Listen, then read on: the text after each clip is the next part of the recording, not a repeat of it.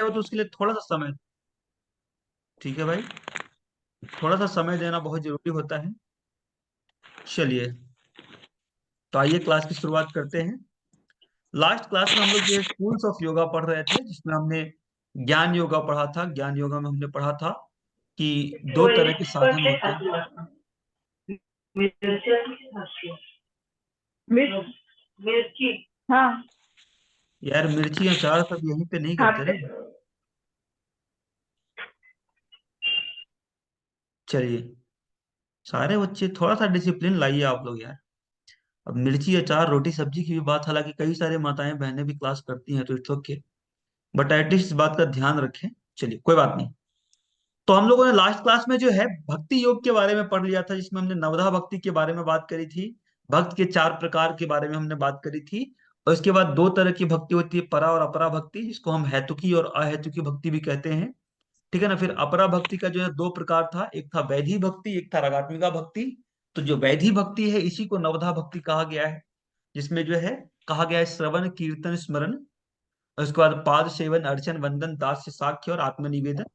ठीक है जी। और जो आपकी ये भक्ति होती है रागात्मिका तो भक्ति होती है कि जब आपको भगवान की भक्ति करने में आनंद आने लगे, ठीक है, तो इसको हम बोलते हैं आपका रागात्मिका भक्ति। कई सारे ऐसे लोग होते हैं जो अपना पूरा का पूरा जीवन जो है भगवान के भक्ति में ही अर्पित कर देते हैं, उनके जीवन का और कोई काम नहीं। ठीक है जी। तो इसको हम कह देते हैं आपका कि उनको भगवान का जो प्रेम है उसमें ही आनंद आने लगा और कुछ आने की जरूरत नहीं है। चलिए, अब जो है हम कल जो नेक्स्ट बात करनी है हमें, वो कर्म योग के बारे में बात करना है। तो कर्म योग क्या है भाई? तो कर्म योग जो also part of yoga, school of yoga का ही पार्ट है ये, अलग प्रकार का स्कूल ऑफ योगा। देखिए, योग की जो है प्यारे विद्यार्थियों, वो तीन चार धाराएं हैं योग की। कितनी धाराएं हैं? तीन या चार धाराएं हैं। तीन ही धारा मुख्य रूप से है, बाकी जो है अलग चीजें होती हैं। तो तीन धाराएं कौन कौन सी हैं योग की? तो जो पहली धारा है योग की प्यारे विद्यार्थीगण, उस धारा को हम कहते हैं कि वह धारा जो कि ब्रह्मा जी से निकला। ठीक है ना। तो वह धारा जो ब्रह्मा जी से निकला और ब्रह्मा जी से निकल करके उसको पतंजलि ने फिर आगे बढ़ाया, उस धारा को हम कहते हैं राजयोग। तो राजयोग की धारा है। दूसरी जो धारा आती है वह जो है आपका, उस धारा को हम कहते हैं कि विष्णु जी से निकलती है, वो धारा ज्ञान की योग की धारा निकलती है। और वहां से जो विष्णु जी से योग की धारा निकली, देखिए, ब्रह्मा जी से निकला राजयोग।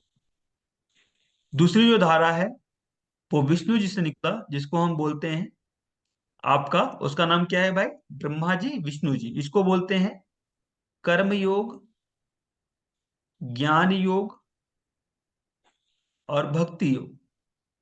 निकला विष्णु जी के माध्यम से, बोला है कृष्ण जी ने अर्जुन को। और ये तीनों जो योग का प्रकार है वह गीता में मेंशन्ड है, श्रीमद् भगवत गीता में। और तीसरा जो निकला वो शिव जी से निकला। शिव जी से जो निकला उसी को हम कहते हैं हठ योग। क्या कहते हैं? हठ योग। और हठ योग के अंदर फिर जो है आपके इसको बढ़ाने का काम जो किया आपके गोरक्षनाथ जी ने किया। तो ये तीनों जो आपके मैंने बताया, ये जो है ना, इन सभी का कॉम्बिनेशन जो है उसी को हम कह देते हैं आपका योग। कोई भी योग स्कूल ऑफ योगा होगा वो इन्हीं तीनों का जो है परमुटेशन कॉम्बिनेशन से होगा। ठीक है जी। तो अभी जो है हम लोगों ने बात किया था मंत्र योग के बारे में, बात किया था लय योग के बारे में, बात किया था राजयोग के बारे में, बात किया था हठ योग के बारे में, बात किया था ज्ञान योग और भक्ति योग के बारे में भी हमने बात कर लिया। Now today will talk about the कर्म योग। तो कर्म योगा क्या है? योग के बारे में हमने बताया था कि योग संयोग इति युक्तो जीवात्मा परमात्मा ने, मतलब जीवात्मा और परमात्मा के मिलन को ही हम योग कहते हैं। यह जो है आपका, ये था कहाँ पे? याज्ञवल्क्य स्मृति में इस बात को कहा गया। ठीक है ना, कि जीवात्मा और परमात्मा के मिलन को हम क्या कह देते हैं? योग कह देते हैं। ये बात तो आपको समझ में आ गई। अब नेक्स्ट बात थोड़ा सा आप समझिएगा कि उस योग को प्राप्त करने के लिए अगर आप भक्ति का यूज करते हो कि नहीं, मैं भगवान का भजन करके भगवान के गुणों को, भगवान को अपने आप को समर्पित करके जो है अगर हम योग की बात करेंगे, तो ये जो हो गया आपका वो भक्ति योग हो गया। ठीक है जी। दूसरा जो है, अगर आप ज्ञान के माध्यम से भगवान को समझ करके, भगवान के बारे में जान करके, चिंतन करके, पढ़ करके जो है अगर आप ईश्वर को प्राप्त करते हो तो उसको ज्ञान योग हम कहते हैं। ठीक है भाई। अष्टांग योग का पालन करते हुए अगर आप काम करते हो तो उसको हम कहते हैं आपका राजयोग।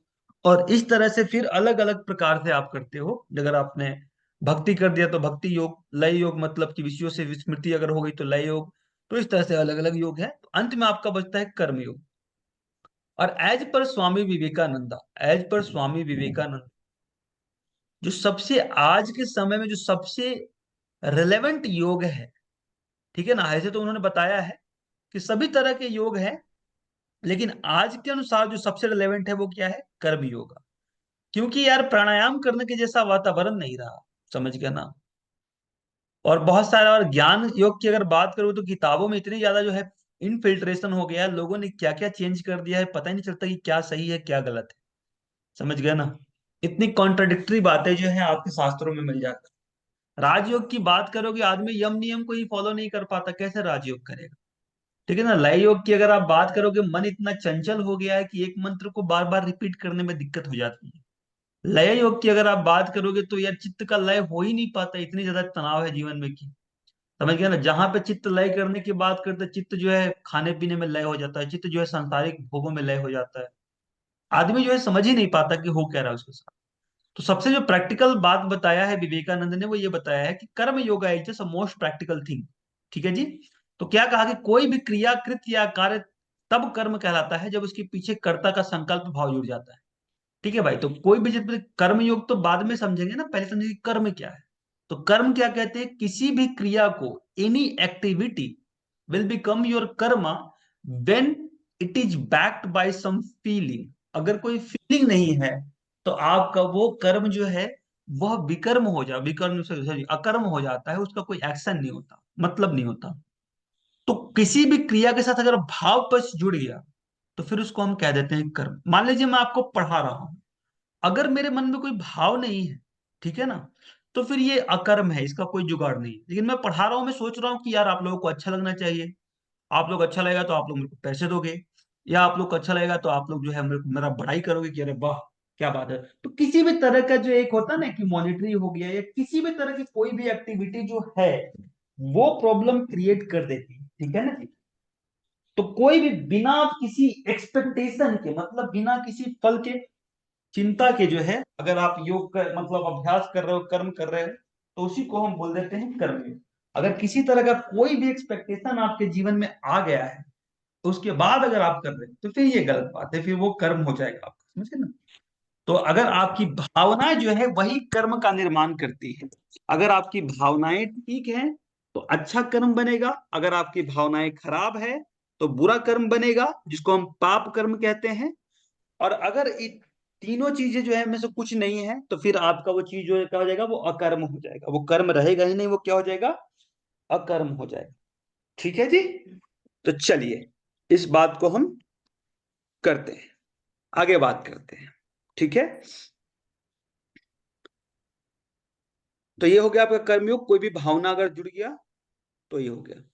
अब मान लीजिए कि एग्जाम्पल समझना है कर्मयोग का, तो देखिए भाई एक ऐसा एक चोर है, क्या है, एक चोर है, बीच बीच में बोलते रहेंगे तभी तो हमको समझ में आएगा कि आप लोग सुन रहे हो। एक चोर है और एक डॉक्टर है। क्या है, डॉक्टर। चोर ने क्या किया, एक व्यक्ति के पेट को फाड़ दिया। चोर ने क्या किया, एक व्यक्ति का पेट फाड़ दिया, पेट फाड़ दिया, और उसकी मृत्यु हो गई। ठीक है, ये चोर कहां जाएगा भाई, जेल में जाएगा। कहां जाएगा, जेल में। कोई ऐसा बच्चा जिसको लग रहा हो कि जेल में नहीं जाएगा, कोई ऐसा बच्चा है भाई जिसको लग रहा हो कि नहीं जेल में नहीं जाना चाहिए, कोई कुछ नो बोल ही नहीं सर। रहा। गुड, वेरी गुड, चलिए कोई तो बोला करो यार। ठीक नहीं। है, हाँ ठीक है। अब एक डॉक्टर है, इसने भी क्या किया, पेट फाड़ दिया। पेट फाड़ना मतलब समझते हो ना, हिंदी में बोल रहा हूँ, इसका मतलब होता है ऑपरेशन कर रहा था। पेट फाड़ना मतलब ये करना है, ठीक है ना, पेट फाड़ दिया। अब इससे फिर भी इसकी मृत्यु हो गई, लेकिन डॉक्टर जेल में जाता है क्या, नो सर। नहीं। हाँ डॉक्टर जेल में नहीं जाता। क्यों नहीं जेल में जाता, क्योंकि ये चोर था, उसका भाव जो था वो था कि इसका मर्डर करना है। क्या करना है, मर्डर करना है, उसकी मृत्यु हो गई। तो क्योंकि इसका भाव निगेटिव था इसलिए कहाँ गया, जेल में। डॉक्टर, लेकिन डॉक्टर ने भी पेट फाड़ा, क्रिया जो थी सेम थी, लेकिन कर्म उसका डिफरेंट हो गया। इसका जो है पाप कर्म हो गया, इसका पुण्य कर्म हो गया। क्यों पुण्य कर्म हो गया? क्योंकि डॉक्टर ने ये सोचा था, पेट फाड़ा था कि मेरे को इसकी जान बचानी है, बट वो जान बचा नहीं पाया। तो यहाँ पे भावना इसकी पवित्र थी, इसलिए इसको ये नहीं कहा गया। अब एक सैनिक मान लीजिए है, और सैनिक जो है जब बॉर्डर पे लड़ाई करता है और जितने ज्यादा लोगों को मारता है उतना उसको परमवीर चक्र, वीर चक्र मिलता है। और अगर गांव में वो आ जाए वही सेम सैनिक और किसी को मार दे तो उसको जेल मिल जाती है, कोर्ट मार्शल हो जाता है। क्यों भाई? क्योंकि जब वो बॉर्डर पे लड़ाई कर रहा था तो वो जो है मात्र प्रेम के भाव से भाग रहा था, अपने देश की रक्षा के लिए कर रहा था। लेकिन यहाँ पे उसने क्या किया? अपने पर्सनल बेनिफिट के लिए कर दिया। तो कर्म का भाव यही होता है कि जैसा भाव रहेगा वैसा ही आपका कर्म जो है रहेगा। अगर अच्छे भाव से कर्म करोगे तो अच्छा कर्म, बुरे भाव से कर्म करोगे तो बुरा कर्म, और किसी भाव से कर्म नहीं करो तो उसको कहते हैं अकर्म। कर्म योग क्या होता है कि जो भी आपका अच्छा भाव से कर्म किया था, मतलब पुण्य और पाप कर्म, उसको छोड़ करके अकर्म की तरफ अपने आप को मोड़ देना, दिस इज कॉल्ड अ कर्म योगा। ठीक है ना? हालांकि कर्म योगा कहने में बहुत आसान होता है, जीवन में बड़ा मुश्किल है। मतलब इतना मुश्किल है कि मैं बता नहीं सकता कितना मुश्किल है। जब आप फॉलो करो तो आपको समझ में आएगा। देखिए कर्म योग का आप डिफिनेशन बता रहे हैं। कर्म जो है क्री धातु में मन प्रत्यय लगा करके बना है, जिसका अर्थ है हलचल, क्रिया, प्रारब्ध इत्यादि। अर्थात जिस क्रिया में कर्ता का फल निहित है, ठीक है ना, जिस क्रिया में कर्ता का फल निहित है वह कर्म है। संसार में प्रत्येक कर्म, प्रत्येक प्राणी कर्म करता है, ठीक है ना। तो कहता है कि ऐसा कोई भी क्रिया जिसमें फल मिलना ही मिलना है, उसी को हम क्या कहते हैं? कर्म मिलते हैं, कर्म कहते हैं। ठीक है ना जी। अब क्या होता है कि अगर आप वेदों के अनुसार कर्म की बात करोगे कि वेद में कितने प्रकार का कर्म बताया गया, तो वेद में 2 प्रकार का कर्म बताया गया है। एक को कहते हैं विहित कर्म, एक को कहते हैं निषिद्ध कर्म। टेक्निकल टर्म्स हैं, इस टर्म्स को समझ लीजिएगा प्यारे विद्यार्थीगण। ये विहित कर्म और निषिद्ध कर्म जो है आपका शिव संहिता में आएगा। तो इसको फाउंडेशन ऑफ योगा इसलिए कहा जाता है क्योंकि पूरा का पूरा जो सिलेबस आपका है वो एक बार यहाँ से गुजर जाता है आपकी नजरों से। अब आप कहीं पे किसी भी यूनिट में जाओगे तो एटलीस्ट आपको आइडिया होगा कि क्या बात है क्या नहीं है। तो पहला होता है विहित कर्म। विहित कर्म को कहते हैं सुकृत कर्म। अब गीता में पढ़िएगा तो बुद्धि युक्त जहाती है उभय सुकृत दुष्कृत है। तो यहाँ पे सुकृत कर्म का मतलब आपको पता है। सुकृत कर्म मतलब क्या? अच्छा कर्म। निषिद्ध कर्म मतलब क्या? बुरा कर्म। तो 2 तरह के कर्म आपके वेदों में बताए गए हैं, एक विहित कर्म, एक निषिद्ध कर्म। अब ये विहित कर्म जो होता है, जो सुकृत कर्म होता है, विहित कर्म मतलब वो काम जो कि करना चाहिए, निषिद्ध कर्म मतलब वो काम जो कि नहीं करना चाहिए। तो वो काम जो करना चाहिए और वो काम जो नहीं करना चाहिए उसको हम कहते हैं विहित और निषिद्ध कर्म। अब जो काम करना चाहिए उसको फर्दर 4 पार्ट्स में कैटेगराइज किया है। पहले को कहते हैं नित्य कर्म। नित्य कर्म मतलब क्या? जो हम रोज करते हैं। मतलब क्या? स्नान हम रोज करते हैं, ध्यान हम रोज करते हैं, भोजन हम रोज करते हैं, सोते हम रोज हैं। ठीक है ना? तो ये सब क्या हो गया आपका नित्य कर्म। ठीक है, जिसको आप रेगुलर करते हो बिना मिस किए हुए। ठीक है। अब इस काम को करना आपका कर्तव्य है भाई। इस काम को नहीं करोगे तो आपको पाप लगेगा, और करोगे तो कोई पुण्य नहीं होगा। ठीक है ना? मान लीजिए हम जो है गए, कहाँ पे गए भाई? नौकरी पे गए।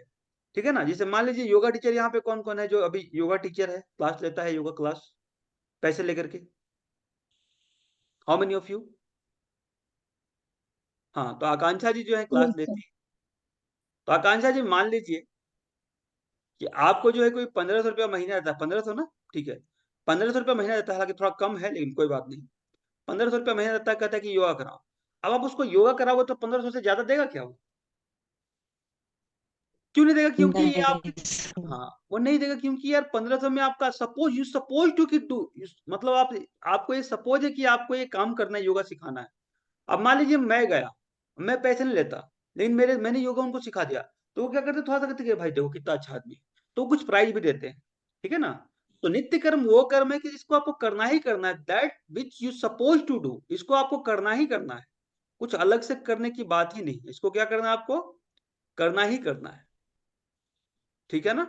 तो ये हो गया आपका नित्य कर्म। दूसरा होता है आपका नैमित्तिक कर्म। नैमित्तिक कर्म क्या होता है? ऑकेजनल, जैसे कि आपका जन्मदिन मनाते हैं, विवाह दिन मनाते हैं, पूजा पाठ, दुर्गा पूजा, लक्ष्मी पूजा, सरस्वती पूजा, ये सारी बातें आप करते हो, इसको बोलते हैं नैमित्तिक कर्म। ठीक है जी, जो आप ओकेजनली करते हो। फिर होता है काम्य कर्म। काम्य कर्म मतलब क्या होता है? इसको काज्य कर्म नहीं है, काम्य कर्म कहते हैं। काम्य कर्म, काम्य कर्म का मतलब क्या होता है? काम्य कर्म प्यारे विद्यार्थियों वो कर्म होता है, काम्य कर्म कौन सा कर्म होता है? काम्य कर्म वो कर्म होता है जो कि इंसान को क्या बनाता है भाई, जो कि इंसान को तब करने के लिए कहा जाता है जब वो किसी फल की इच्छा जाता है। जैसे मेरे को नेट जीआरएफ क्वालिफाई करना है, तो उसके लिए मैं जो कर्म कर रहा हूँ उसको हम कहेंगे काम्य कर्म, मतलब किसी फल की इच्छा से किया गया कर्म काम्य कर्म। और एक होता है आपका प्रायश्चित कर्म। प्रायश्चित कर्म क्या होता है, मान लो जीवन में आपसे कोई पाप होगा, किसी को आपने गाली बक दिया, किसी का आपने दिल दुखा दिया, ठीक है ना, तो आपको क्या करना चाहिए, प्रायश्चित कर्म करना चाहिए, ठीक है ना। तो इसीलिए पहले हमारे ऋषि महर्षि ने एक बहुत जबरदस्त कॉन्सेप्ट लेके रखते थे, उसको बोलते थे हिमाद्री संकल्प। क्या बोलते थे, हिमाद्री संकल्प बोलते हैं उसको।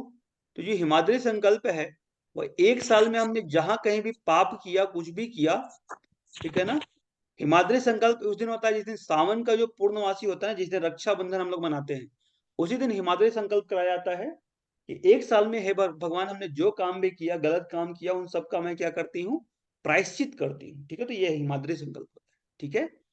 तो ये हो गया आपका हिमाद्री संकल्प। क्लियर है भाई, तो ये हिमाद्री संकल्प हो गया। आगे की बात करते हैं, तो ये आपका प्रायश्चित कर्म में आता है आपका। और नेक्स्ट है निषिद्ध कर्म। निषिद्ध कर्म मतलब वो कर्म जो कि आपको कभी नहीं करना चाहिए। जैसे क्या, चोरी नहीं करना चाहिए, नशा नहीं करना चाहिए, बेईमानी नहीं करना चाहिए, झूठ नहीं बोलना चाहिए, ठीक है ना। तो ये सारी कुछ बातें हैं जो जीवन में आपको कभी नहीं करना चाहिए, और कोई अगर करता है और सोचता है कि क्या होगा, तो करके देखो, खुद ही समझ में आ जाएगा क्या होगा, ठीक है भाई। तो वेदों के अनुसार जो कर्म थे 2 प्रकार का, विहित कर्म और निषिद्ध कर्म, सबको समझ में आ गया। मोनालिसा जी बताइएगा। हाँ सर। समझ में आ गया, चलिए। और ये नेहा जी पुरानी वाली नेहा जी है कि नई नेहा आई है क्लास में? एक हमारी पुरानी नेहा स्टूडेंट भी हैं, हालांकि हमारे नेहा मैम भी हैं, बट नहीं है गुरुजी। अच्छा, नई आई है, ओके गुड, स्वागत है आपका। चलिए, देखिए भाई, नेहा नाम की बच्चियां बहुत टैलेंटेड होती हैं, तो आपसे भी उम्मीद है कि आप भी टैलेंटेड होगी। चलिए, अब हम बात करते हैं वेदांत के अनुसार कर्म की बात करते हैं। वेदांत मतलब क्या, वेदों का अंतिम भाग। वेदों का अंतिम भाग क्या होता है प्यारे विद्यार्थीगण? वेदों के अंतिम भाग को हम बोलते हैं उपनिषद। क्या बोलते हैं? उपनिषद, ठीक है जी। तो ये उपनिषद हो गया, वेदों का अंतिम भाग है। इसमें क्या करते हैं हम, पहला जो कर्म है इसको हम बोलते हैं संचित कर्म, दूसरा जो होता है उसको बोलते हैं प्रारब्ध कर्म, तीसरा बोलते हैं क्रियमान कर्म। तो क्रियमान कर्म क्या होता है भाई, जो कर्म आप करोगे अभी, समझ गए ना, जो काम आप क्या करोगे, करोगे। जैसे आज अभी मैं पढ़ा रहा हूं आपको, तो ये क्या है, क्रियमान कर्म, जिसका रिजल्ट तुरंत मिलता है, समझ गए ना। मैंने आपको पढ़ाया, आपको समझ में आ गया, भूख लगा था, खाना खाया, पेट भर गया, दैट्स ऑल। किसी ने गाली बक्का, एक थप्पड़ मार दिया, खत्म। तो इसको कहते हैं क्रियमान कर्म, जो कि चल रहा है, बेसिकली वर्तमान कर्म है, ठीक है ना, चल रहा है। एक को कहते हैं हम प्रारब्ध कर्म। तो प्रारब्ध कर्म क्या होता है कि वो कर्म जो अपना फल देना चालू कर दिया, समझ गए ना। प्रारब्ध कर्म ही सबसे डेंजर कर्म होता है, इसी प्रारब्ध कर्म के कारण आपका पुनर्जन्म होता है। तो वो कर्म प्रारब्ध कर्म है जिनका की विपाक हो चुका है, मतलब वो पक गए हैं, और पक करके अपने फल देने को तैयार है, उसको हम बोलते हैं प्रारब्ध कर्म, ठीक है ना। उसको क्या बोलते हैं, प्रारब्ध कर्म, भोग रूपी कर्म बोलते हैं, ठीक है जी। तो यह आपका प्रारब्ध कर्म है, ठीक है। नेक्स्ट हम बात करते हैं संचित कर्म। इसके बाद कहते हैं संचित कर्म की। तो ये ऐसे कर्म हैं जो कि आपके चित्त में स्टोर्ड हैं, इनका अभी विपाक नहीं हुआ, ये अपना भी रिजल्ट नहीं दे रहे हैं, और ये नहीं भी देंगे, तब तक नहीं देंगे जब तक कि आप इसके तरह का कोई प्रारब्ध कर्म नहीं करोगे। आप समझो मेरी बात को प्यारा विद्यार्थीगण, थोड़ा ध्यान से समझना। ये कॉन्सेप्ट समझ जाओगे, जीवन की आधी समस्याएं सॉल्व हो जाएंगी। चलो देखो, संचित कर्म क्या होता है। संचित कर्म वो कर्म होते हैं जिस कर्म को हम करना नहीं चाहते हैं, लेकिन करना पड़ता है मजबूरी में। जैसे हम रास्ते में चल रहे थे, हम किसी चींटी को मारना नहीं चाह रहे थे, लेकिन चींटी क्या हुई, पैर के नीचे आ गई और मर गई। तो क्योंकि इस कार्य को हमने अपने इंटरेस्ट के साथ नहीं किया, तो ये कर्म तो हो गया लेकिन अनजाने में हुआ, इसलिए संचित कर्म होता है। ये स्टोर्ड रहता है, जन्म जन्मांतरों तक स्टोर्ड रहता है, और ये अपना इफेक्ट कभी इफेक्ट नहीं दिखाता। इफेक्ट क्या नहीं करता, ये कभी दिखाता नहीं। और ऐसा कहा जाता है कि ऐसे कर्म जो संचित कर्म होते हैं, इनका नाश इसी में है कि ये अंकुरित ही ना हो। इसको ऐसा वातावरण हम ना दें कि ये अंकुरित हो जाए। अगर कोई बीज है जमीन के अंदर पड़ा हुआ है, तो उसका नाश तभी संभव है जबकि उसको हम पनपने का वातावरण नहीं दें। अगर हम पनपने का वातावरण देंगे प्यारे विद्यार्थियों, वो उस बीज जो है अंकुरित हो जाएगा। और ऐसे ही आपका संचित कर्म होता है कि स्टोर्ड हाउस ऑफ सीड्स है कर्मों का, वो जब तक नहीं उगेगा जब तक कि आप उसको एक सपोर्टिव वातावरण नहीं दोगे। अगर सपोर्टिव वातावरण नहीं दी तो ये हो गया। जैसे कि मान लीजिए कि आपने एक संचित कर्म किया। क्या किया भाई? कि आपको एक पैर के नीचे एक चींटी जाके मर गई, और आपको बहुत मतलब आप जानबूझ के नहीं किए, बस वो स्टोर हो गया कि नहीं भाई ये हिंसा का किया है।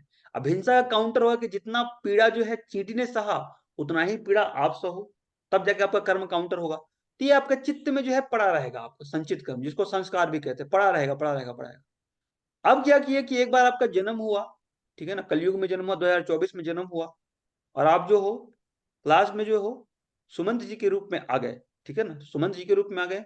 और सुमंत जी ने क्या किया? किसको पीट दिया रे भाई? हाँ चलिए, सुमंत जी ने जो है सौरभ जी से लड़ाई कर दी और सौरभ जी को पीट दिया, ठीक है। अब सुमंत जी ने सौरभ जी को पीटा, तो जानबूझ करके इंटरेस्ट लेके पीटा कि नहीं इसको मारना ही मारना है मेरे को।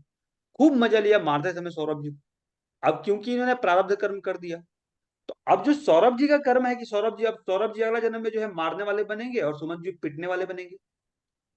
अब जब सौरभ जी का बारी आएगा इनको पीटने का, तो जो ये संचित कर्म था चींटी को जो इससे मार दिए थे जानबूझ करके, वो चींटी वाला कर्म भी जुड़ जाएगा, और उसके बाद जो है इनको फल मिलेगा। समझ रहे हैं बात को?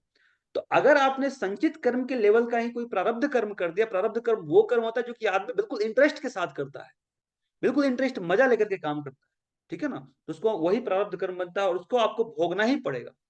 तो क्लेश मूल कर्माशय दृष्टादृष्ट जन्म वेदनियो, तो दृष्ट और अदृष्ट दोनों जन्मों में आपको भोगना ही पड़ेगा, वो बात यहाँ पे कहा जा रहा है। तो यही होता है संचित कर्म का, अकेला कोई बात नहीं होती। ये प्रारब्ध कर्म के के साथ जुड़ करके अपना फल को देता है। प्रारब्ध कर्म वो कर्म होते हैं जो कि बिल्कुल ही इसके साथ इंटरेस्ट के साथ किया जाता है, और उसी के रूप में भोग करने के लिए जन्म भी मिलता है आपको। तो प्रारब्ध कर्म वो कर्म जो कि अभी चल रहा है, जिसका फल अभी मिल रहा है। संचित कर्म वो कर्म जो कि स्टोर्ड है, उसका फल मिलना भी चालू नहीं हुआ है। और क्रियमान कर्म क्या भाई? जो आगे आप कर्म करने वाले हैं, ठीक है ना। तो इस तरीके से आपका तीनों कर्मों को देख सकते हैं। क्लियर है भाई? संचित कर्म, प्रारब्ध कर्म और क्रियमान कर्म सब समझ में आ रहा है आप लोगों को? Yes sir. हाँ, गुड। चलिए नेक्स्ट बात करते हैं, हम गीता के अनुसार कर्मों की बात करते हैं। तो गीता के अनुसार क्या क्या है भाई कर्म में? तो गीता के अनुसार 3 प्रकार का कर्म बताया गया है। एक को कहते हैं कर्म, जिसको हम विहित कर्म कहते हैं, एक को कहते हैं अकर्म, जिसको निष्काम कर्म करते हैं, और एक है विकर्म, जिसको हम कहते हैं निषिद्ध कर्म। तो चौथे अध्याय के जो है आपके 19वें नंबर में कहा गया है कि ज्ञान अग्नि दग्ध कर्माणी, मतलब जो है ये तीनों प्रकार के कर्म जो है वो ज्ञान की अग्नि से भस्म हो जाता है। समझ गए जी? तो ज्ञान क्या है? कर्म के मामले में ज्ञान यही होता है कि जो भी हम कर्म कर रहे हैं एवरीथिंग इज टेम्पररी, कुछ भी परमानेंट नहीं है, सब कुछ एक दिन बदल जाएगा। चाहे आप सुख में हो, चाहे आप दुख में हो, चाहे आप कितने बड़े हो, चाहे आप कितने छोटे हो, परिवर्तन जो है समाज का नियम है, और वो परिवर्तन बार बार होता रहेगा। तो ये है। आरती जी आप क्या कर रही हैं, प्यारी आरती जी? सर मैं बार बार आपको म्यूट कर रहा हूँ, बार बार आप अनम्यूट हो जा रही हैं, आई डोंट नो व्हाई। अच्छा ठीक है सर। हाँ ठीक। चलिए। सर आपके म्यूट करने से उधर से आवाज नहीं आती है। ऐसा कैसे हो सकता है? ये सारे बच्चे म्यूट है, सारे बच्चों को आवाज आ रही है, मेरे म्यूट करने से आवाज क्यों नहीं आ रही? सर करना म्यूट, इस बार करना। चलिए मैंने आपको म्यूट कर दिया, अभी आपको आवाज आ रही है क्या? सर नहीं आ रही है। फिर आपने रिस्पॉन्ड कैसे किया कि नहीं आ रही? ओके, कोई सर बात नहीं। वो इसलिए करा ना कि जब मैं उसे ओपन करती हूँ तो फिर आती है आपकी आवाज। अच्छा ओके। यही ऐसे प्रॉब्लम मैंने आपसे पूछी भी थी एक बार कॉल करके। आप जूम मोबाइल से आप कनेक्ट। हाँ बोलिए स्नेहल जी, बोलिए। उनको सोर्स चेंज करने के लिए बोलिए, और अगर उन्होंने फोन से कनेक्ट किया है तो प्रोबेबली उन्होंने फोन नेटवर्क पे वॉइस कनेक्ट किया होगा। तो अगर वाईफाई पॉसिबल है तो वाईफाई कर कीजिए, नहीं तो डायरेक्ट कीजिए। आपका जो वॉइस का जो ये है ना सोर्स है ना मैम, वो चेंज कीजिए आप। हाँ जी मैम, वो कैसे करना है मैम? आपने वो आइदर आपको स्क्रीन पे देखो, वीडियो और ऑडियो का ये आता है ना बटन, सामने लोगो दिखता है ना हमें, हाँ जहाँ जी। पे हम म्यूट करते हैं अनम्यूट करते हैं, वहां हाँ पे जी क्लिक कीजिए। आइदर वहां पे आपको ऑप्शन मिलेंगे, या तो फिर सेटिंग में जाइए। आपका शायद ऑडियो बार बार डिस्कनेक्ट हो रहा है, इसकी वजह से आपको सर का आवाज नहीं सुनाई दे रहा है, तो एक बार वो डिसेबल कर दीजिए सेटिंग में जाके। एक काम कीजिएगा स्नेहल जी ना, आप ना बात कर लीजिएगा स्नेहल जी से, आरती जी उसको सही कर हाँ लीजिएगा, जी ठीक है ना? मैम, स्नेहल ठीक जी है थोड़ा सर। हेल्प कर दीजिएगा इनको। ठीक है सर, मैं जी उनसे कॉल करके पूछ लूंगी, ठीक है मैम। जी जी चलिए ठीक है, ओके। ओके। तो हम लोग बात कर रहे थे, तब तक मैं भी सोच रहा हूँ कि यार ये बार बार मैं म्यूट कर रहा हूँ, अनम्यूट क्यों हो रहे बेचारे, लेकिन आरती जी का दिक्कत नहीं, चलिए कोई बात नहीं, आइए आगे बढ़ते हैं। तो अब क्या है, गीता के अनुसार कहा गया है कि कर्म मतलब एक होता है विहित कर्म, जो आपको कर्म करना चाहिए, इसको जो है यहाँ पे कर्म कहा गया है। अकर्म को निष्काम कर्म कहा गया है, और विकर्म को निषिद्ध कर्म कहा गया है। तो इन तीनों तरह के कर्मों का ये कर्म मतलब जिसका फल आपको मिलेगा, अकर्म मतलब जिसका कोई ना फल मिलेगा कुछ नहीं, ठीक है ना, मतलब ये संस्कार बनाता ही नहीं, ये निष्काम कर्म है, बिना किसी इच्छा के किया हुआ कर्म। और एक आपका विकर्म है, विकर्म मतलब क्या, विपरीत कर्म। तो ये तीन तरह के कर्म होते हैं, और तीनों तरह के कर्म जो है ये ज्ञान अग्नि से जो है खत्म हो जाते हैं, ठीक है। तो ज्ञान अग्नि दग्ध कर्माणि, कर्मों को भून देता है, समझ गया ना। फिर योग सूत्र के अनुसार हम बात करते हैं, चार प्रकार के कर्म बताए गए हैं। शुक्ल कर्म, कृष्ण कर्म, शुक्ल कृष्ण कर्म, अशुक्ला कृष्ण कर्म। शुक्ल कर्म क्या होता है, पुण्य कर्म को शुक्ल कर्म कहते हैं। शुक्ल कृष्ण कर्म कहते हैं जो मिश्रित कर्म है, पुण्य भी है और पाप भी है। तो सांसारिक जो लोग होते हैं वो यही कर्म को ज्यादा करते हैं, कभी पुण्य करते हैं कभी पाप करते हैं। अशुक्ल अकृष्ण कर्म जो होता है वो निष्काम कर्म को कहते हैं, और ये जो कर्म है आपका योगियों के कर्म को इसी को कहते हैं, ठीक है ना। योगी का जो कर्म है कौन है, कर्म शुक्ल कृष्ण योगिना, और उसका होता है त्रिविधम इतरेषां। तो अलग अलग लोगों के अलग प्रकार के होते हैं। तो ये आपका हो गया अशुक्ल और अकृष्ण जो है योगियों के कर्म होते हैं। तो तीन तरह से हमने कर्म पढ़ा, वेदों के अनुसार विहित कर्म, निषिद्ध कर्म। उसके बाद हमने वेदांत के अनुसार, उपनिषदों के अनुसार पढ़ा प्रायश्चित कर्म, प्रारब्ध कर्म और आपका क्रियमान कर्म। उसके बाद हमने गीता के अनुसार पढ़ा कर्म, अकर्म, विकर्म। फिर योग सूत्र के अनुसार हमने पढ़ा चार तरह का कर्म, शुक्ल कर्म, कृष्ण कर्म, शुक्ल कृष्ण कर्म और अशुक्ल अकृष्ण कर्म, ठीक है जी। तो इस तरीके से आपका कर्म योग जो है समाप्त होता है। गीता में कहा गया है इसलिए कि कर्मों की कुशलता ही योग है, योगः कर्मसु कौशलम। और जब यहाँ पे कर्मों की कुशलता की बात करते हैं तो निष्काम कर्म योग की ही बात करते हैं। ऐसा नहीं कि चोरी कर रहे तो अच्छा चोरी कीजिए, निष्काम कर्म योग की बात करते हैं, ठीक है ना। कई सारे लोग इसका गलत मतलब निकालते हैं, ठीक है। तो निष्काम कर्म योग, जब तक आप निष्काम कर्म योग में नहीं आएंगे तब तक आप ऐसे हो नहीं पाएंगे। तो ये होता है आपका निष्काम कर्म योग, योगा कर्म कौशलम। फिर हम बात करते हैं लय योग की। तो कहता है कि चित्त का अपने स्वरूप में विलीन होना, चित्त का निरुद्ध अवस्था ही लय योग। तो कहते हैं कि चित्त का अपने स्वरूप में विलीन होना मतलब चित्त जहां से पैदा लिया था उसी में विलीन हो गया, समझ गए ना जी। जैसे हम लोग क्षितिज, पावक, गगन, समीरा, पांच तत्वों से जो थे हम लोग उत्पन्न हुए थे, उन्हीं पांच तत्वों में हम क्या हो गए, विलीन हो गए। तो चित्त का अपने स्वरूप में विलीन होना ही आपके चित्त की निरुद्ध अवस्था है, ठीक है।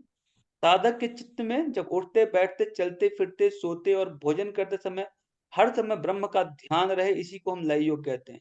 ये बड़ा अच्छा डेफिनेशन है, योग तत्व उपनिषद का डेफिनेशन है कि चलते फिरते उठते बैठते गाते खाते पीते सब समय आप क्या करो, अपने मन को भगवान में लगाए रहो, इसी को लय योग कहते हैं। लय योग मतलब क्या, कि चित्त को आपने उसके स्वरूप में लय कर दिया, चित्त में केवल एक बात ही चल रही है और कुछ चल ही नहीं रहा, समझ गए जी। तो चित्त का लय होने का मतलब होता है कि आपके सारे के सारे विचार जो है बिल्कुल समाप्त हो गए, उसको हम कहते हैं लय योग में। शिव में शक्ति का लय कर मुक्ति प्राप्त करने की योगिक साधना लय का है, ठीक है। तो शिव क्या है भाई, शिव जो है इसको प्रकृति को हम चेतना को हम शिव कहते हैं और शक्ति कहते हैं हम प्रकृति को। तो चेतना और प्रकृति का जो मिलन है उसी को हम लय योग करते हैं, इससे मुक्ति की प्राप्ति होती है। कुंडलिनी शक्ति जागरण, सचक्र जागरण, अनुसंधान लय के अंतर्गत आते हैं। तो जो कुंडलिनी शक्ति का जागरण है आपका, षट चक्र का भेदन है और नाद अनुसंधान, ये सब क्या है भाई, लय योग में आता है। इसके माध्यम से हम क्या करते हैं, अपने चित्त का लय करते हैं। आपको बताया गया था सपाद कोटि लय, तो क्या है 1.25 करोड़ प्रकार का लय जो है आपको बताया गया है हठ योग प्रदीपिका में, उसमें श्रेष्ठ कौन है, नाद अनुसंधान। फिर हम बात करते हैं स्वर योग की बात करते हैं। तो स्वर योग जो है आपका ये वेरी इंपॉर्टेंट है आपका, इसका एक मूल टेक्स्ट इसका नाम है शिव स्वरोदय।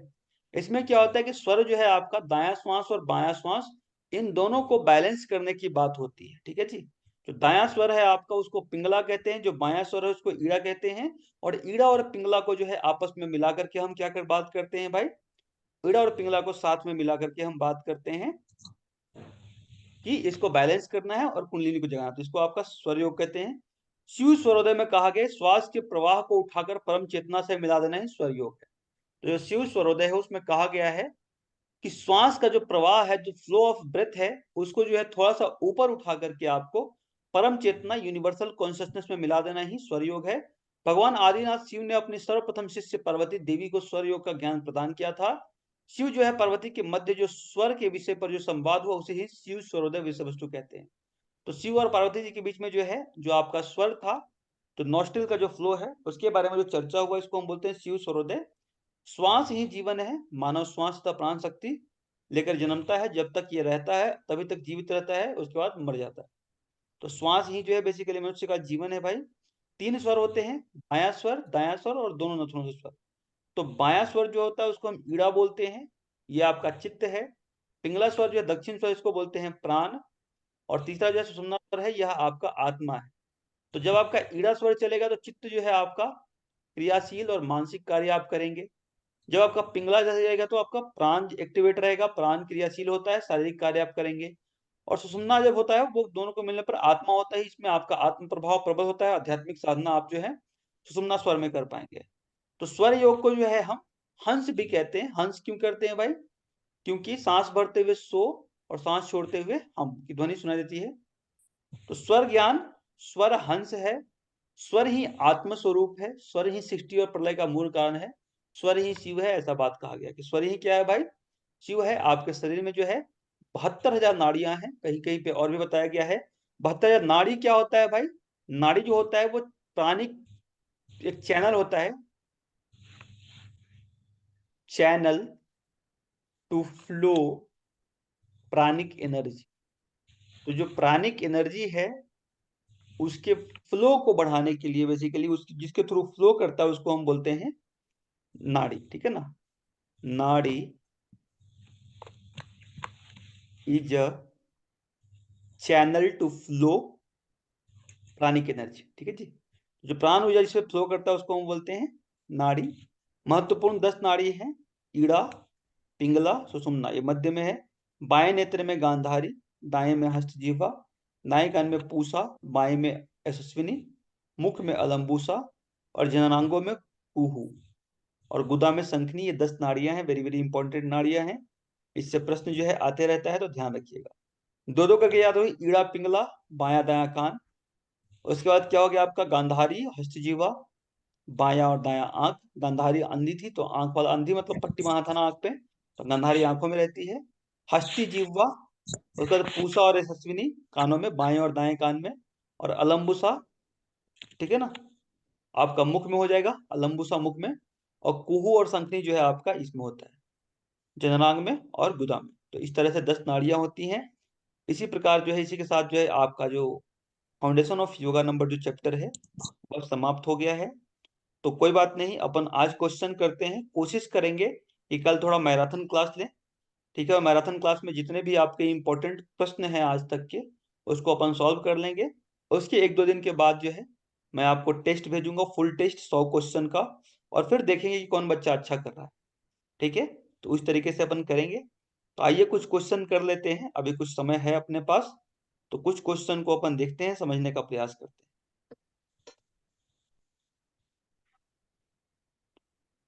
कोई दिक्कत है अभी तक भाई तो बता दीजिएगा। हालांकि आपको बहुत डिटेल में नहीं पढ़ना, मैंने बहुत डिटेल में पढ़ाया, बहुत आराम आराम से पढ़ाया है। लगभग जो है मैंने यार आपको 20 दिन पढ़ाया, लगभग 20 क्लासेस मैंने लिए इसका, ठीक है ना। तो कोई बात नहीं,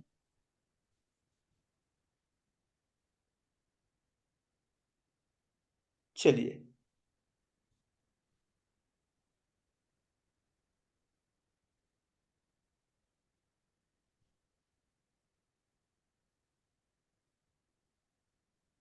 आइए शुरू करते हैं क्लास को।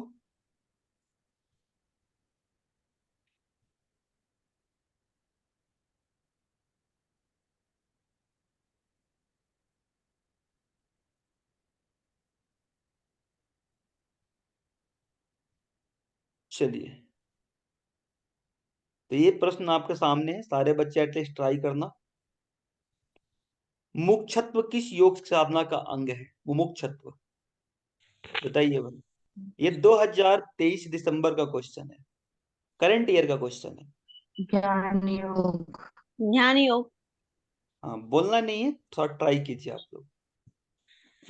ठीक है, भूमिका सिंह जी ने बहुत जबरदस्त उत्तर दिया है। भूमिका जी, अभी आपका दिमाग ठीक है? Yes sir.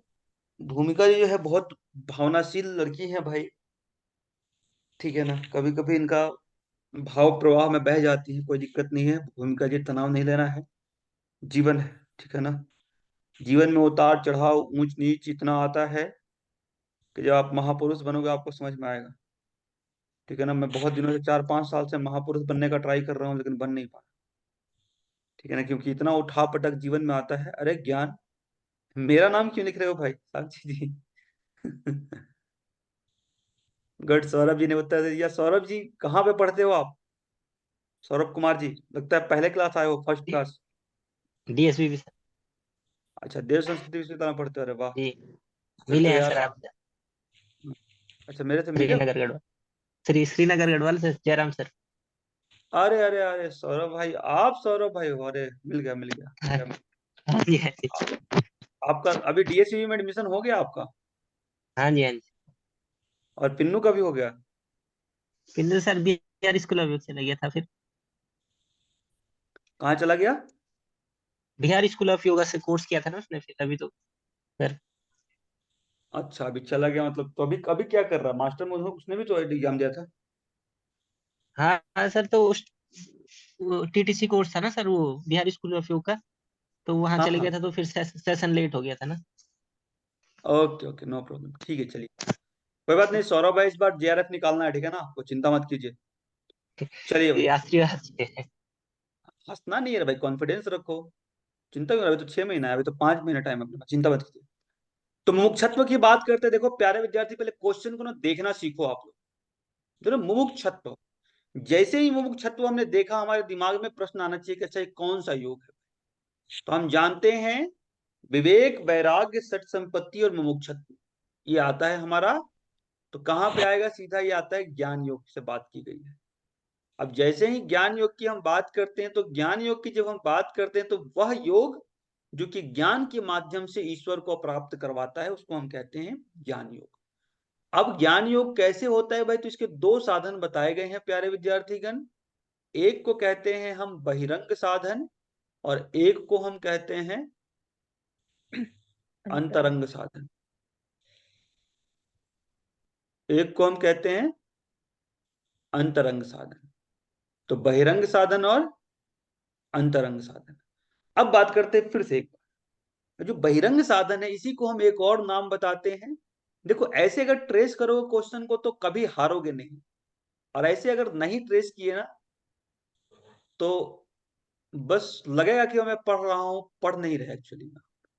इसको बोलते हैं साधन चतुष्ट। क्या बोलते हैं? साधन चतुष्ट। क्या क्या होता है भाई? तो बोलते हैं विवेक, वैराग्य, सठ संपत्ति, और उसके बाद जो होता है उसको हम बोलते हैं मोक्षत्व। ठीक है जी। अब देखिए अंतरंग साधन में कौन कौन सा है? श्रवण मतलब सुनना, मनन चिंतन करना, कंटेम्पलेट करना, निधिध्यासन।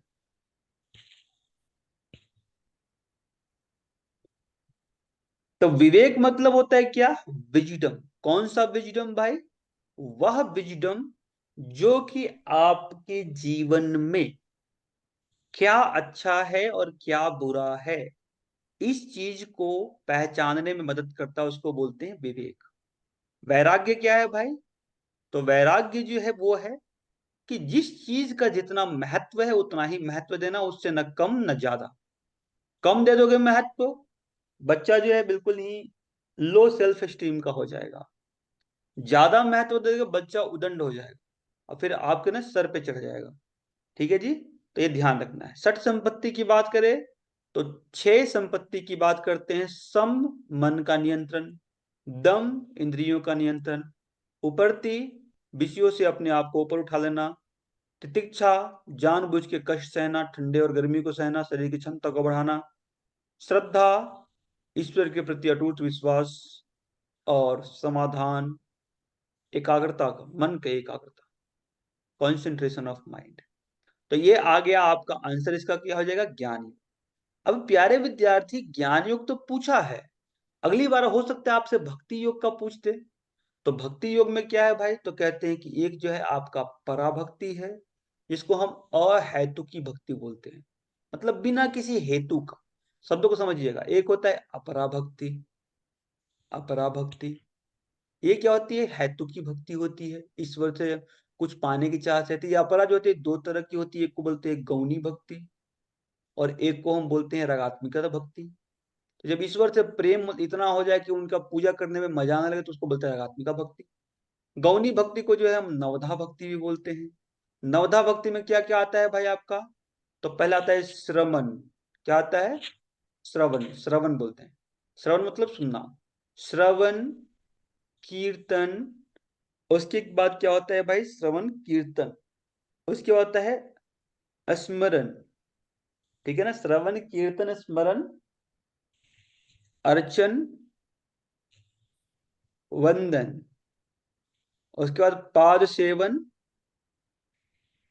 दास्य साख्य और आत्मनिवेदन।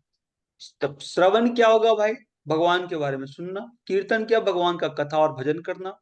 स्मरण मतलब क्या, भगवान का नाम जपते रहना। अर्चन मतलब क्या, पूजा धूप दीप नैवेद्य चढ़ाना। वंदन मतलब क्या, स्तोत्र आदि से पाठ करना। पाद सेवन पैर को धो करके प्रणाम करना। दास्य मतलब भगवान को अपना मालिक मानना और उनको अपना सेवक मानना। साख्य मतलब भगवान को अपना मित्र मानना। आत्मनिवेदन मतलब सब कुछ अपना ईश्वर को अर्पित कर देना। तो पूछेगा आपसे, बताइए स्मरण किस योग साधना का अंग है। तो इससे 9 क्वेश्चन मैंने आपको बना दिया। श्रवण किस योग साधना का अंग है, कीर्तन किस योग साधना का अंग है, स्मरण किस योग साधना का अंग है, अर्चन किस योग साधना का अंग है, वंदन पाद सेवन दास्य साख्य और आत्मनिवेदन। तो 9 क्वेश्चन तो ऐसे बन गए। फिर आपसे यही पूछ सकता कि बताओ भाई, विवेक किस योग साधना का अंग है, वैराग्य किस योग साधना का अंग है, सठ संपत्ति किस योग साधना का अंग है। तो 9 3 12 हो गए। फिर पूछेगा बताओ श्रवण किस योग साधना का अंग है, मनन किस योग साधना का अंग है, निधिध्यासन कौन से योग साधना का अंग है। तो 15 हो गया। इस तरह से जो है आपसे फिर पूछेगा निधिध्यासन का मतलब क्या होता है, श्रवण का मतलब क्या होता है, मनन का मतलब क्या होता है। इस तरह से तो 15 क्वेश्चन हो गए। अब 20-25 क्वेश्चन तो केवल भक्ति योग और ज्ञान योग से बन गया। अब कर्म योग भी तो आता था, पता कि कर्म योग क्या है भाई। तो कर्म को जो है आपको इस तरीके से करना कि कर्म के फल से आप छूट जाए। तो आपका कर्म योग में बताया कि पहले विहित कर्म है, फिर निषिद्ध कर्म है वेदों के अनुसार। संचित कर्म क्रियमान कर्म, प्रायश्चित कर्म, सॉरी संचित कर्म क्रियमान कर्म और प्रारब्ध कर्म, यह आपका वेदांत के अनुसार हो गया। शुक्ल कर्म कृष्ण कर्म, शुक्ल कृष्ण कर्म, अशुक्ल अकृष्ण कर्म, ये सब आपका कर्मयोग के हिसाब से हो गया। तो अलग अलग प्रकार से जो है आपके इससे लगभग लगभग जो है 25-30 क्वेश्चन बन सकते हैं प्यारे विद्यार्थी गण। अगर आप 25-30 क्वेश्चन को खुद से बना करके खुद से उसका आंसर कर ले गए, आप इनएविटेबल हो गए, आपको कोई हरा नहीं पाए। और ऐसे मेरी बातों को सुन लिए और बस सो गए तो आप जो है ना फिर खो जाएंगे। तो फिर मेरे को मत बोलना कि खो गए सर, ठीक है जी। सर तो ये इस गौणी बात को भक्ति से आगे क्या बताया था आपने? क्या, ये जो अपरा भक्ति में बताया था, इसके नीचे ये बता हाँ, दीजिए एक बार। अपरा भक्ति 2 प्रकार की होती है, एक को कहते हैं गौणी भक्ति, एक को कहते हैं रागात्मिका भक्ति। गौणी भक्ति रगा को ही ना, रागात्मिका, रागात्मिका, ठीक है, यही राग पूछना। प्लस आत्मिका, रागात्मिका। ठीक है, लगा। तो इस तरह से प्यारे विद्यार्थी अगर क्वेश्चन को देखिएगा, राजयोग की बात करें तो राजयोग को राजयोग क्यों कहते हैं, राजयोग में क्या क्या आता है, तो यम नियम आसन प्राणायाम प्रत्याहार धारणा ध्यान समाधि सब आता है भाई। यम क्या है, नियम क्या है, आसन क्या है, प्राणायाम क्या है, प्रत्याहार क्या है, धारणा क्या है, ध्यान क्या है, समाधि क्या है, ठीक है ना, अतिक्रांत भावनीय साधक क्या होता है भाई। तो अलग अलग जो है आपके साधकों के प्रकार भी बताए गए हैं, ठीक है ना। क्लियर है भाई। Yes yes sir. Sir. Next question करें। Yes sir. हालांकि ये प्रश्न तो हमने कर लिया है। ये प्रश्न बताइए भाई आप लोग। कह रहा है सांख्य दर्शन के अनुसार सृष्टि के क्रम को बताइए। 2023 का प्रश्न है। प्यारे विद्यार्थीगण, हर बार मेरे मन में यही पीड़ा होती है कि बच्चे क्वेश्चन कर नहीं क्यों नहीं पाते। मैं आज भी अपने विचार पे बिल्कुल ही दृढ़ हूं कि क्वेश्चन बिल्कुल टफ नहीं आता। एटलीस्ट 80 क्वेश्चन तो टफ नहीं आता, बिल्कुल टफ नहीं आता। अगर कोई बच्चा ईमानदारी से पढ़ाई किया है तो 80 क्वेश्चन को हंसते खेलते कर ले जाएगा।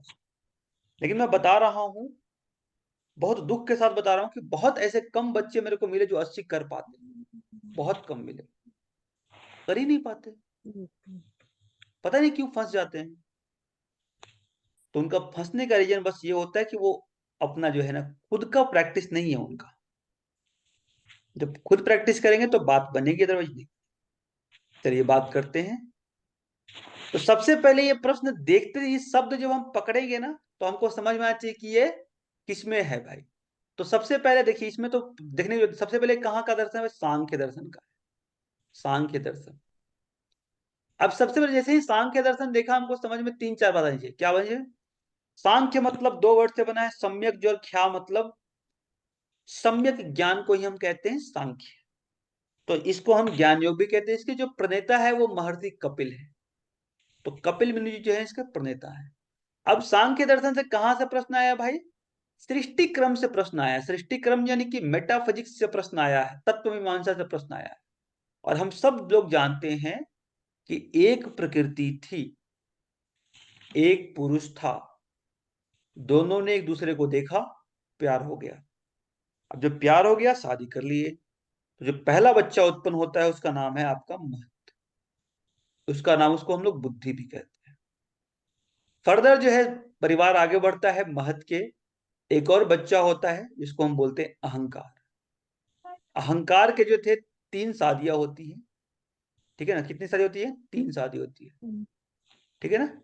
एक है सात्विक, रात एक है राजसिक, तामसिक। एक है तामसिक। तामसिक से 5 बच्चे, जिसको बोलते हैं पंच तन्मात्रा। त से तम, त से तन्मात्रा, कंफ्यूज मत होना। फिर 5 तन्मात्राओं के जो है, जिसमें आपका आता है शब्द, स्पर्श, रूप, रस और गंध। शब्द से जो उत्पन्न होता है बच्चा उसको बोलते हैं कान। स्पर्श से जो उत्पन्न होता है उसको बोलते हैं त्वचा। रूप से उत्पन्न होता है उसको बोलते हैं आंख। रस से जो उत्पन्न हुआ उसको क्या बोलते हैं भाई? जीभ। और इसको बोलते हैं कान। तो शब्द, स्पर्श, रूप, रस, गंध। राजसी का कोई बच्चा नहीं हुआ भाई। राजसी का बस इतना काम था कि कभी इसको एक्टिवेट करती थी, कभी इसको, ठीक है ना? जाके मतलब थोड़ा सा बातचीत करने का, चुगली करने का इसको आदत था। इसका कोई बच्चा नहीं था, ठीक है ना? सात्विक से जो हुई, पहला हुआ मन, और उसके बाद आपके 10 इंद्रियां। 10 इंद्रियां, ज्ञान इंद्रियां 5, ज्ञान इंद्रियां और कर्मेंद्रियां। कर्मेंद्रियां, ठीक है? ज्ञान इंद्रिया में क्या है भाई? आंख, कान, नाक, जीभ, त्वचा। कर्मेंद्रिया में क्या है आपका? पाद, पायु, वाक, गुदा और उपस्थ। अब सीक्वेंस में अरेंज करने की बात करा, सबसे पहले प्रकृति पुरुष था तो है नहीं, तो सबसे पहले सीक्वेंस में क्या हो गया भाई आपका? महत ही सबसे पहले क्या आ गया था? देखो, प्रकृति, महत, अहंकार, उसके बाद जो है तन्मात्रा और महाभूत। ये सीक्वेंस है। तो प्रकृति कितने नंबर पे है? सी नंबर पे। महत कितने नंबर पे है? ए नंबर पे, ठीक है भाई? अहंकार कितने नंबर पे है? बी नंबर पे। तन्मात्रा कितने नंबर पे है? ई पे। महाभूत कितने नंबर पे? डी पे। तो C A B E D, C A B E D.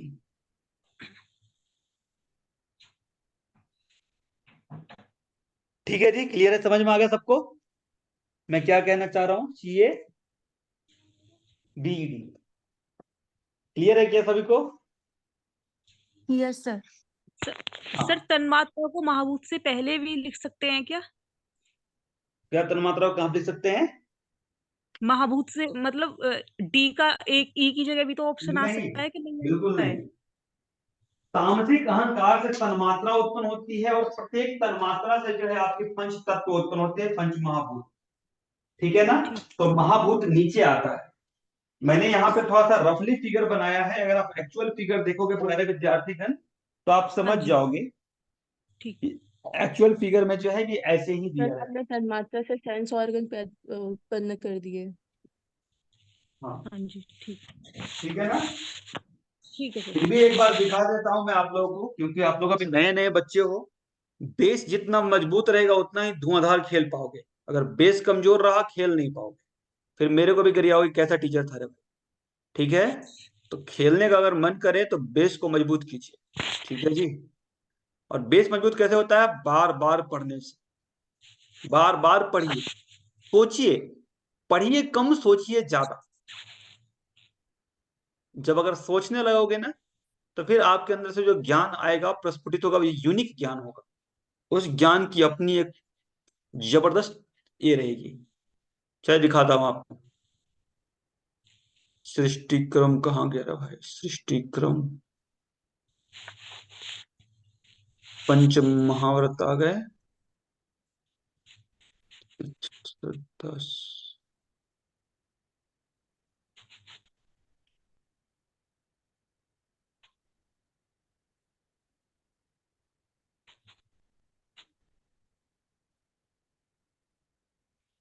आइए देखते हैं भाई थोड़ा सा वैदिक साहित्य। देखो इधर होगा।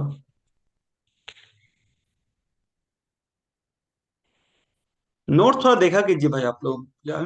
चलो ठीक है, दिखा देता हूँ, अंतिम बार दिखा देता हूँ। चलो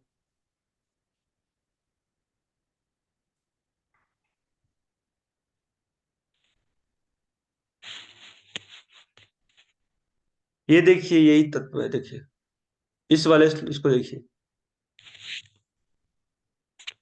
सबसे पहले आपका प्रकृति और पुरुष था, उससे महत बना, अहंकार बना। अहंकार से आपके पंच तन्मात्राएं बने, और पंच तन्मात्राओं में से शब्द से आपका आकाश बना, स्पर्श से आपकी वायु बनी, रूप से ही आपका ये बना। तो ये जो है आपके तन्मात्रा के बाद ही पंच महाभूत बन रहे हैं। ठीक है जी? चलिए, तो ठीक है। कल जो है हम एक आध कॉन्सेप्ट इसका बचा हुआ है, उसको अपन देखेंगे बाद में स्पेशल क्लास में। अभी जो है कल हम इसका एक मैराथन करेंगे। कोशिश करेंगे कल 2-3 घंटे बैठ जाएं, और 2-3 घंटे बैठ करके शुरू से लेकर के अंत तक एक एक कॉन्सेप्ट को, एक एक बात को जो है अच्छे से हम लोग रिवाइज करें, अच्छे से हम लोग समझें। ठीक है जी? तो चलिए उसके बाद अपन नेक्स्ट टॉपिक शुरू करेंगे। ठीक है जी? तो चलिए आज के लिए बस इतना सा रखते हैं बात। अगर किसी को कोई डाउट है तो यू कैन आस्क, अदरवाइज आज की क्लास को समाप्त करेंगे।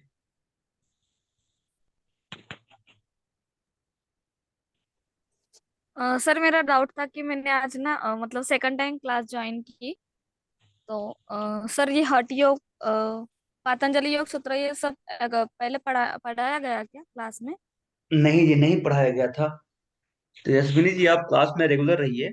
अगर पढ़ाया भी गया होगा तो एग्जाम तक फिर से एक बार पढ़ा दिया गया।